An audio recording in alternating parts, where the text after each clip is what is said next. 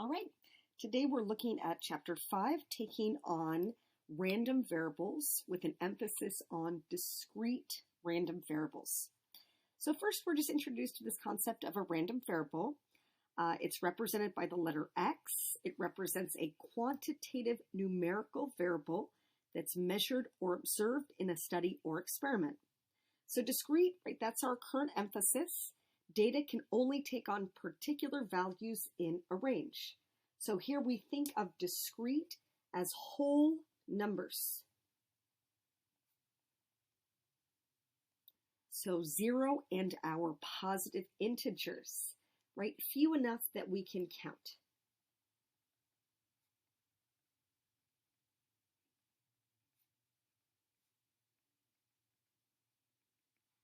So for example, we could say 0, could be 1, 2, 3, and so forth. So 0 and our positive integers, few enough to count.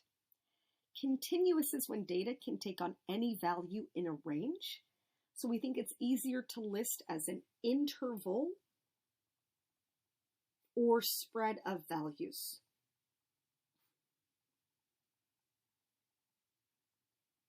So for example, I could say, well, x is greater than or equal to 2 if I'm talking about something continuous. Another way to keep it straight is to think that discrete data usually arises from counting, right? We're looking at whole countable numbers, while continuous data usually arises from measuring, right? We're looking at something as an interval or spread. All right, example 1, can we determine whether the random variable is discrete? Is it a whole countable number, few enough to count, or is it continuous, best represented by an interval or spread? So here we're looking at X as the number of stocks that have share price increases on a given day. So here we're looking at whole countable numbers. This must be discrete.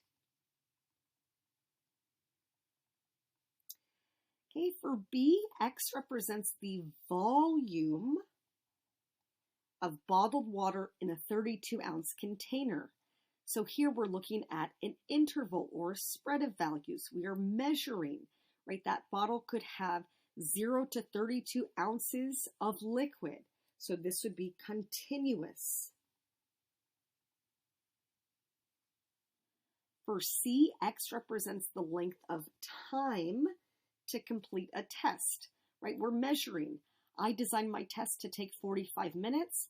Students typically finish within 30 to 60 minutes, right? So it's an interval, it's a spread of values, it's continuous. Okay, for D, X represents the number of home runs during a baseball game. Number of home runs. There could be no home runs. There could be 0. There could be 1. There could be 2. There could be 3. This is discrete. So again, discrete, we're looking at whole countable numbers.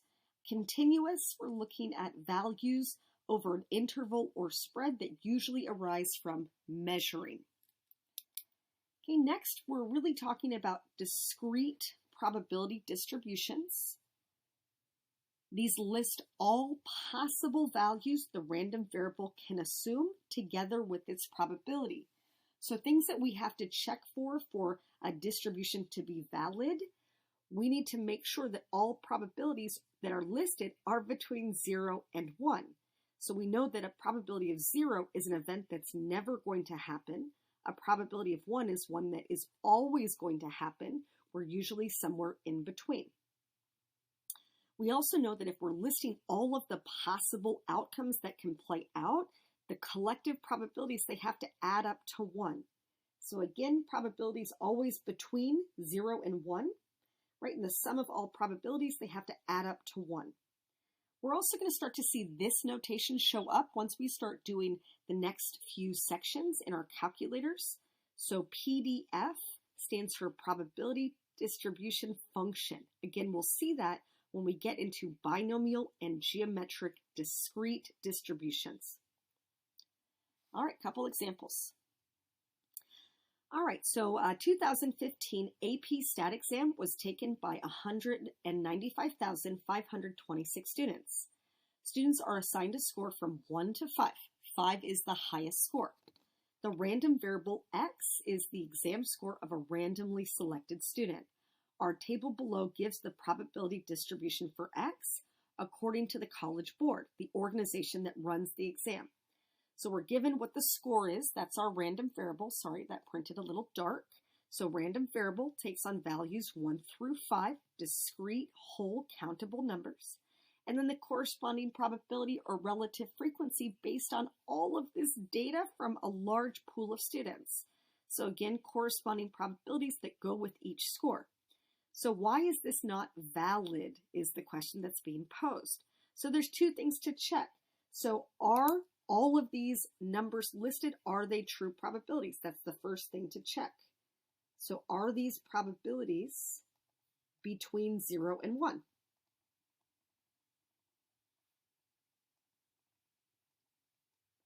Well, yeah, they're all between 0 and 1, so there's no glitch there. That criteria is met.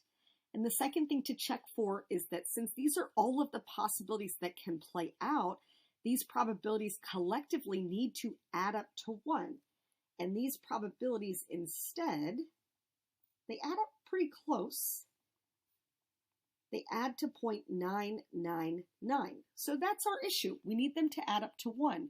And since that's pretty close, we need to really check our math. It could be just a basic mistake, maybe even round off error.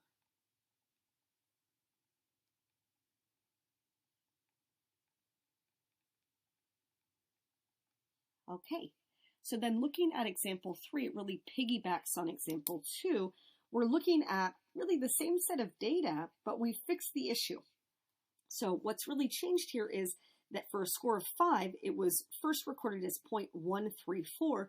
Now it's recorded as 0.135. So now all of these probabilities do add up to 1. Let me slide this up.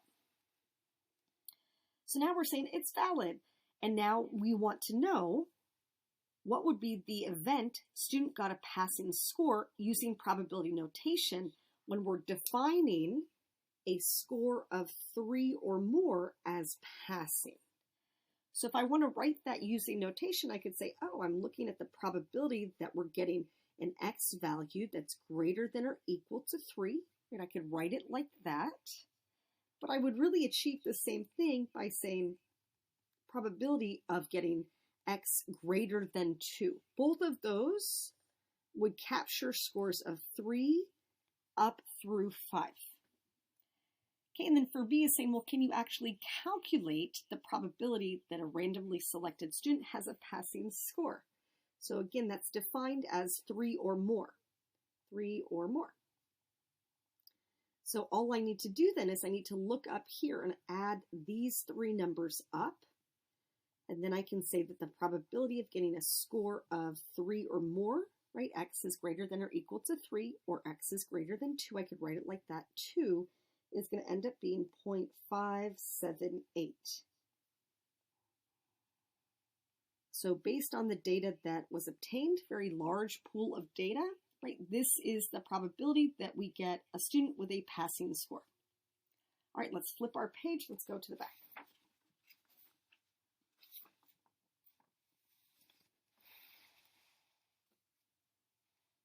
All right, so you can give a probability distribution in table form or as a graph. The graph looks like a histogram. A probability distribution is basically just a relative frequency distribution that's based on a very large sample of data. All right, so looking at example 4. The U.S. Census Bureau collects data on the number of vehicles per household in the United States. We will ignore the very small percentage of houses that have more than 4 vehicles. So let X represent the number of vehicles in a randomly selected household. The probability distribution of X for a recent year is given in the table below. So we see that our options for the random variable, discrete, whole, countable numbers, are vehicles 0 up to 4. And we're seeing the relative frequency or probabilities that go with each of those random variables. So we're asked to make a pretty picture. We want to make a histogram of the probability distribution and then describe its shape. I've already added the labels. I've given you the bones. We just have to put in the probabilities. So for 0 vehicles, that probability is 0.09. So I'm just going to go up here and mark 0.09. For 1 vehicle, that's 0.34. So right about here. 0.37 for the next one, so right about there. 0.14 next, right here. And 0.06 right about here. Okay, shade in each class. So here's 0 vehicles. Here's my 1, 2, 3, and 4.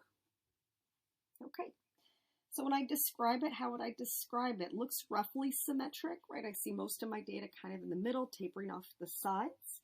I'd say unimodal, right? I see a big concentration of data right over here in the 1s and 2s, but it's peaking right here at 2 vehicles. So off to the side, I'll say roughly symmetric.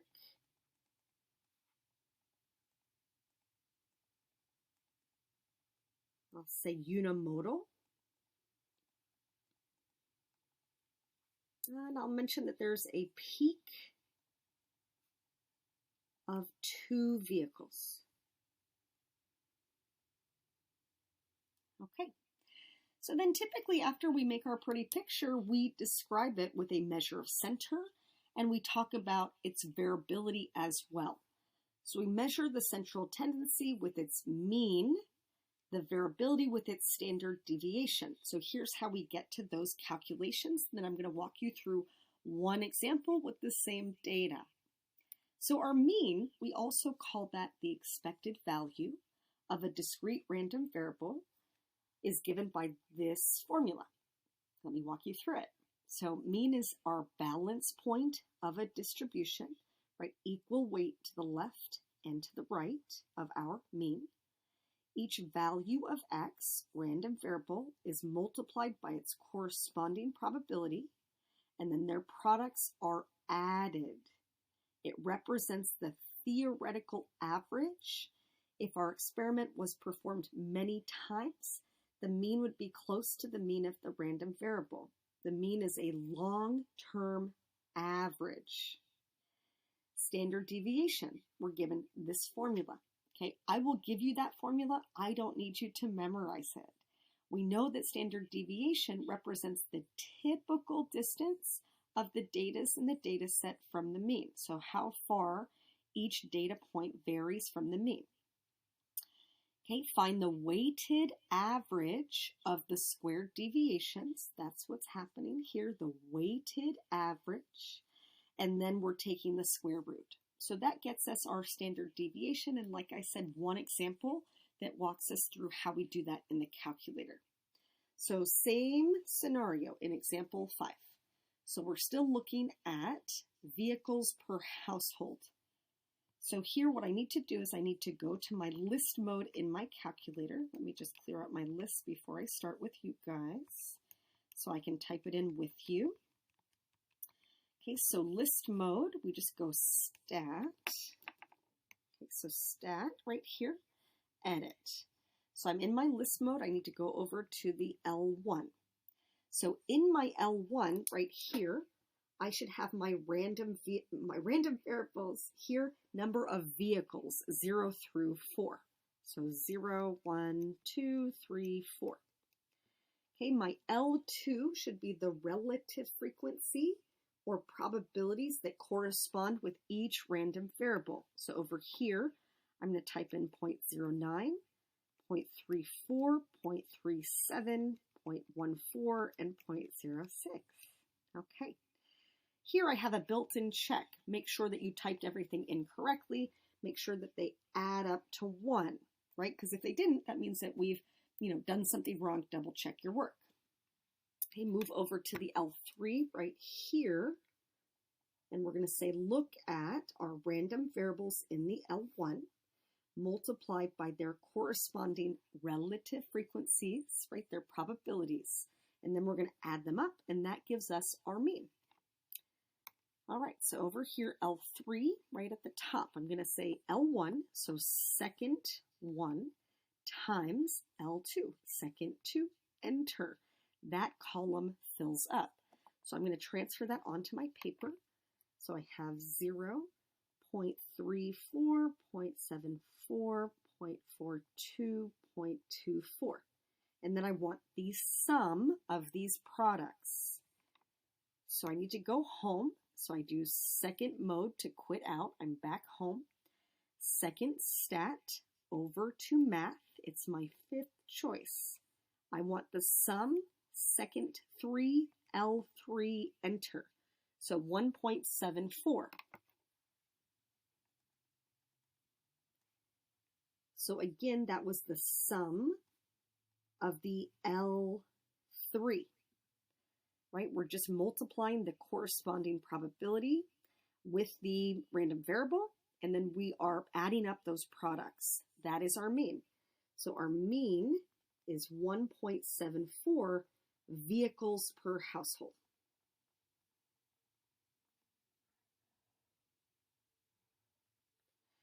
All right, so now we need the measure of variation, the standard deviation that goes with it. So let me just label over here, we found the mean. Now over here, we're finding the standard deviation. I'm just going to make that SD shorthand. So what we'll see in the first two lists is the exact same thing, right? L1 is still the random variable. L2 is the corresponding probability. We have our built-in check. Does it add to 1? Yes. But our L3 is different. Let me label what each title is going to be before we start. So L3, deviations from the mean.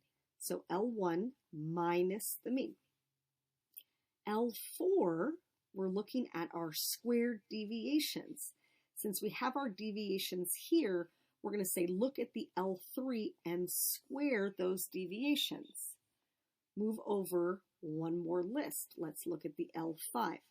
So here we're looking at the product of the probabilities, the relative frequencies in the L2, and multiply that by the squared deviations in the L4. Once we have those products, we're going to add them up, and then we're going to take the square root. So let me move this over so we can see it side by side. All right, so if I go back to my list, here we go. L3, I'm going to clear that out because I'm going to use it in a different way. I want to say L1 minus the mean. So I can say L1 minus the mean. Well, I know it's 1.74. I just solved for it, but sometimes it's not going to be that clean. So if I want to get it precise, I can say second stat, over to math, third choice. And I'm going to say mean L1 comma L2. So here I'm going to hit enter, and it's going to give me my deviations. I'm just going to fill out here the first few. Let me just make sure I did that right. L1 minus the mean. Let me work through that one more time, make sure everyone's on the same page. So here, mean, and I'm saying L1, L2, enter. So oh, I did something wrong. Let me try that one more time. All right, there we go. So L1 minus the mean, and I'm saying L1, comma L2, enter. There we go. Perfect. Okay, so here I don't need to fill out all those cells, right? You see it in the calculator, but make sure that we do match. So negative 1.74, negative 0.74, and so forth for the rest of those cells. Okay, then over here I need to square those deviations. So in the L4, I'm saying look at the L3 and square it. So here I have 3.0276, 0.5476, and again, same thing. You see it, make sure we match, we're good. Move over to the L5. We're saying look at the L2. Those are all of our probabilities or relative frequencies. Let's multiply it by the L4, those squared deviations, and then here we go. So 0.2725, 0.1862. Check to make sure that we match. You don't have to write it all out on your paper. Okay, so we should be good to here. Now I'm going to need the sum of my L5. Let me slide that over. So I'm going to go home. I want to get to my sum, so I'm going to hit second stat, over to math. It's my fifth choice, sum of the L5. So I have about 1.0124. And then to get to my standard deviation, let me just make a note. This was the sum of the L5. So standard deviation is going to be the square root of 1.0124. So even though I tell my calculator, hey, give it to me, round it to 4 spots, it's still in there nice and precise. So I'm going to say second square root, like this, second x squared square root, and then second negative builds off that previous answer. So it's going to give me a standard deviation of about 1.0062. Okay, so then if I write a little summary statement down below, I usually like to attach that. We think of this as if many households, I'll just abbreviate, are randomly selected.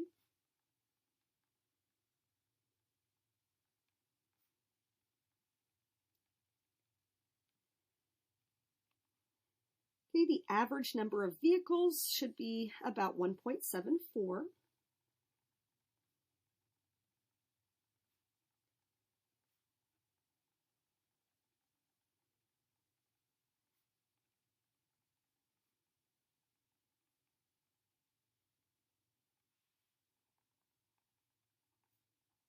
With a standard deviation of 1.0062. All right, and if I go back and I look at my visual really quickly, let me just slide up, see if that makes sense. So that's saying that I expect to see my mean somewhere, right about here, and then go out about 1 standard deviation. Does that account for the bulk of our data? It absolutely does. So again, if we have many households randomly selected, average number of vehicles will be about 1.74 with a standard deviation of 1.0062. All right, have a good rest of your day.